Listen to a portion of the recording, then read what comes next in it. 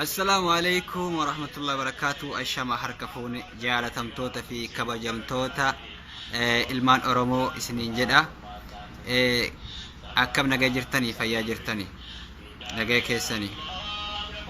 Obboleeyyan kiyya kanaan durallee ani hedduu dubbataa ture. Dubbiin tiyya tuni maal buuftii jechuuf namoota tokko tokko waa yaadachiisuu fi akka inni of beekuuf Oromoon akka Oromootti akka of beekuuf Oromoon akka Oromootti akka of beekuuf Oromummaa fi akka beekuuf dubbataa ture jechuudha. Akkuma walii yaadan waa hedduullee dalagaa ture. Waa hedduullee dogongoraa ture.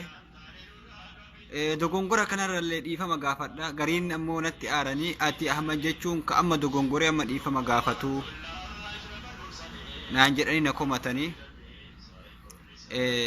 Ani akka laalutti namni waa dalagu dogongoruun kama jiru. Dogongoruun ni jira. Dhiifama gaafatuullee ni jira. Namatu waan godhaa miti dubbiin. Maaliif kaayoon tiyya haa namni arguu fi haa namni waan kennuuf miti. Haa namni jaalatuuf miti. Tokkoffaa akka namni gabroome gabrummaa jalaa bahuuf ilmi namaa lammiin Oromoo hacuuccaan irra jirtu hacuuccaa jalaa bahuuf dubbataa ture. Malee haa namni waan godhuu fi takkii bareeduma kee of mul'isuuf takkii hagam waa beekaa jechaaf dubbataan ture. Waan kana taateef dogongora maayii kana uumame walumaan argaa jirra.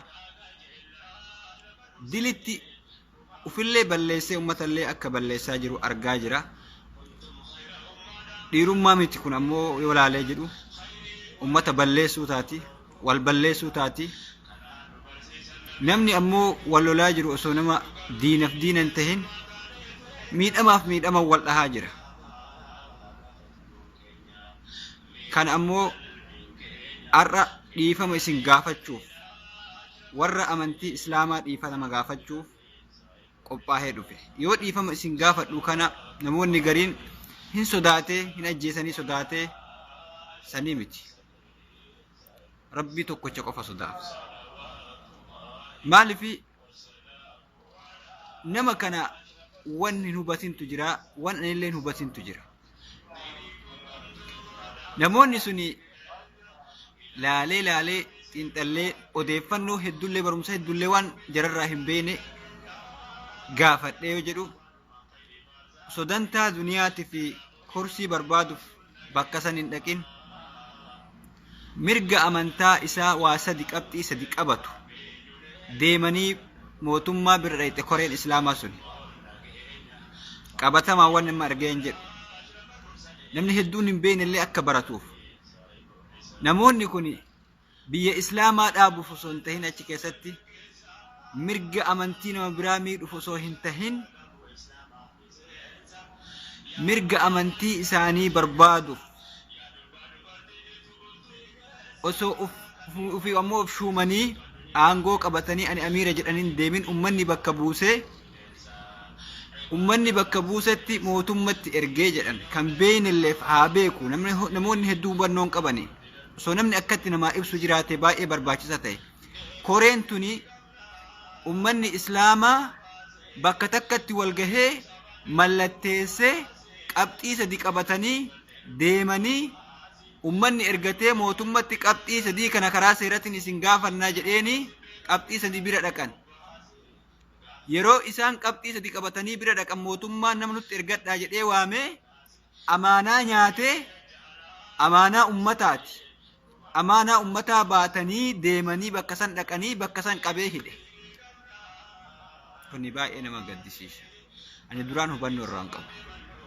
Waan nama boochisus dhugaa rabbiitti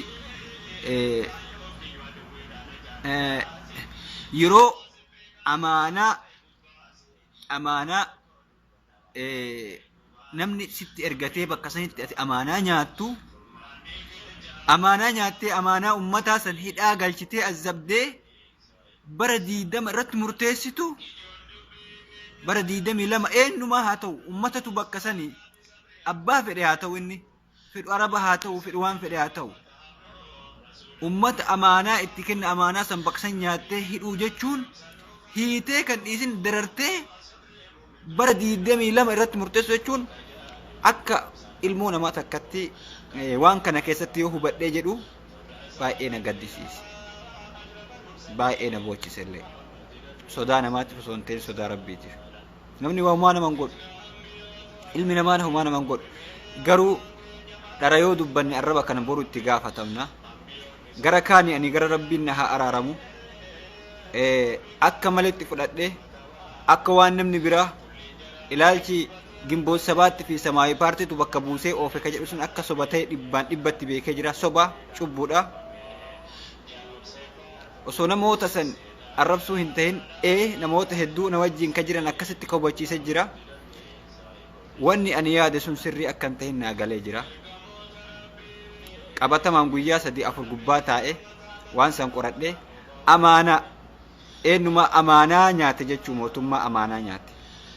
Namni kun yoo deemu aangoo ofii na filatee na filadhaana bakka isinii bu'aa osoo hin ta'in uummata tuuyyuu filatee koree san mootummatti ergee gaafii nuu gaafadhu karaa nagayaatinii jennaan mootummaan amaanaa bakka mana mootummaa waajjira mootummaatti qabee hidhee dararaa guddaa irraan ga'ee maatii isaanii bittinneessee. Kanaafuu jarri kun dhuunfaa mataa ofiitiif osoo hin tahin dhuunfaa mataa isaaniitiif osoo hin tahin amaanaa ummataa bakka geessuuf deemanii nyaataman jechuudha. Namni jara ergee jedhe ummatatu erge jechuudha.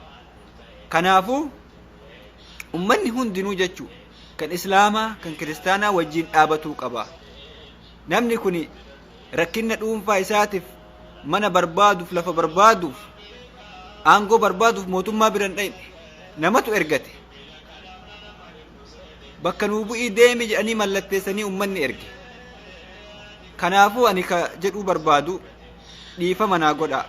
Warri natti aartanillee ani hubannoo kana irraa hin qabu. Amma garuu hubadhee jira. Yoo dhiifama gaafadhu kana nama sodaaf osoo hin ta'in rabbi sodaafi.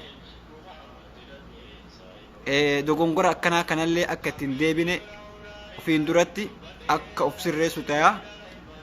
Dhugaa rabbiitti warri maatii isaaniillee maatiin isaanii kanatti gaddisanii jirtan jaalattoonni isaanii firoonni guutuun ummata muslimaa akka dhiifama naa gootan isin gaafadha kabajaadhaan. Maaliifi rabbiin dhiifama gaafadhaa jedhee rabbiin ammoo haadharra haga haati garaa laafturra ilmoo isaatti garaa laafti jedhan. Abdii qaba rabbiin kiyya waan dogongore kana beekumsaan malee waan taateef hubannoo dhabuu malee waan taateef akka naa araaramu. Isinillee akka dhiifama naa gootan kabajaan isin gaafadha isinin jedha hunda keessanuu galatoomaa.